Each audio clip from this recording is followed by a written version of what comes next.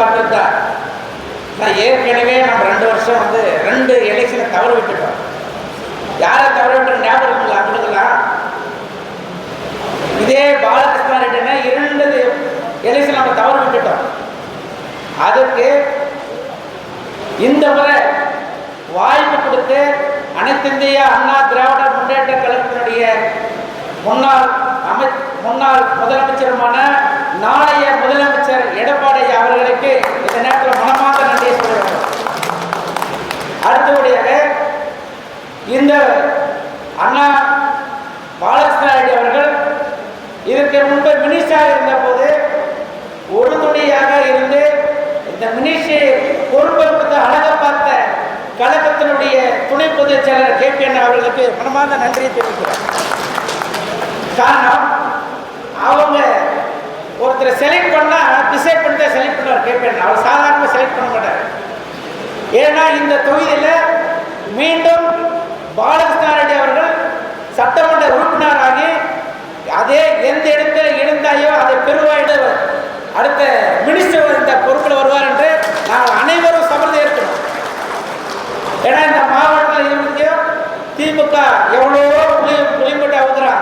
இதுவரை இந்த மாவட்டம் எவ்வளோ மினிஸ்டர் ஆனதில்லை. அனைத்து இந்த அண்ணா திராவிட முன்னேற்ற கழகத்தில் முதல் மினிஸ்டரான அது பெருமித்த அனைத்து இந்த அண்ணா திராவிட முன்னேற்ற நம்ம கூட்டணி கட்சி தலைவர் அனைவருக்கும் சேர்ந்தது. இப்போ எங்களுடைய பாட்டாளி மக்கள் கட்சியினுடைய தலைவர் மருத்துவர் அன்புமணி ராமதாஸ் அவர்கள் விடியல் எங்கே அப்படின்னு சொல்லிட்டு ஒரு புத்தகம் விட்டார்.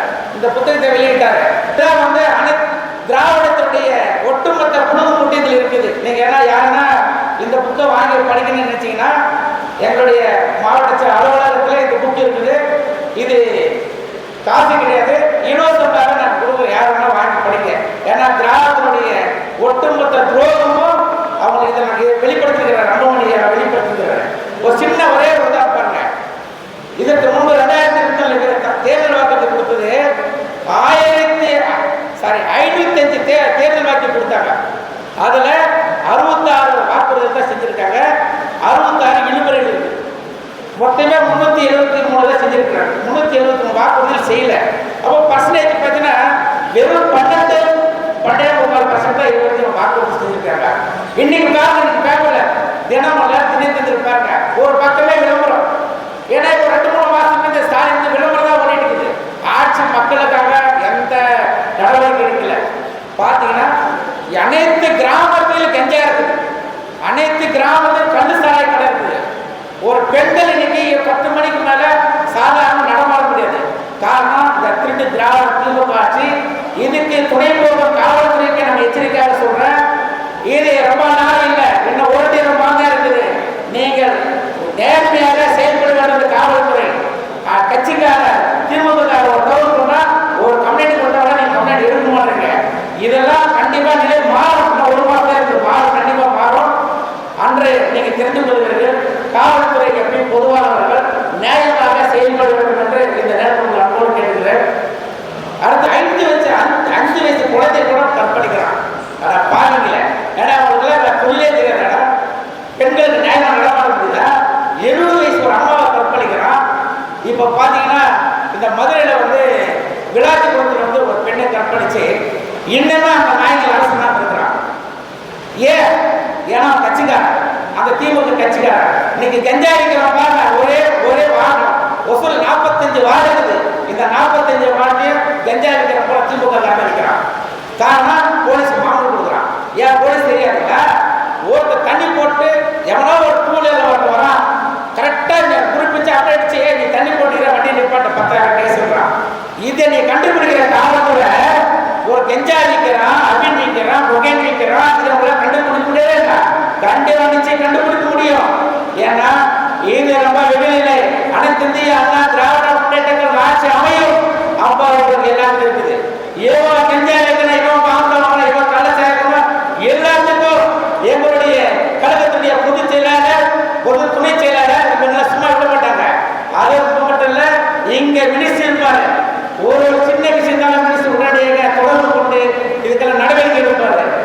அதனால பாட்டாளி மக்கள் கட்சி தோழர்களே, மாவட்ட தலைவர் துணைச் செயலாளர், மாநில பொறுப்பு செயலாளர், நாம் அனைவரும் நம்மெல்லாம் பாட்டாளி சமுதாயங்கள்.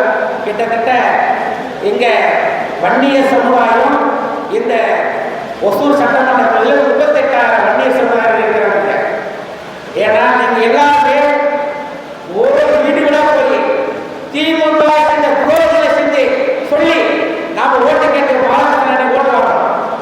ஏன்னா 10.5% இடஒதுக்கீடு கொடுத்த எடப்பாடி எங்க திமுக ஆட்சி கேஸ் போட்டு கொடுக்கணும். காரணம் இந்த சமுதாயம் முன்னேற்ற ஒரே வந்து அதை முடக்கினாங்க.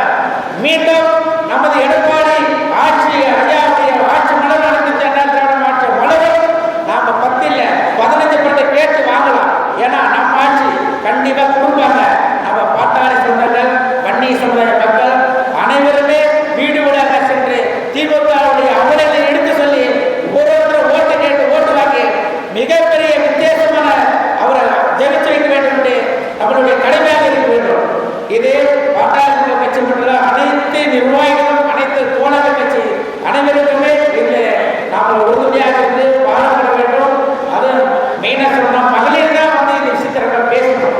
ஒரே ஒரு போகக்கூடாது.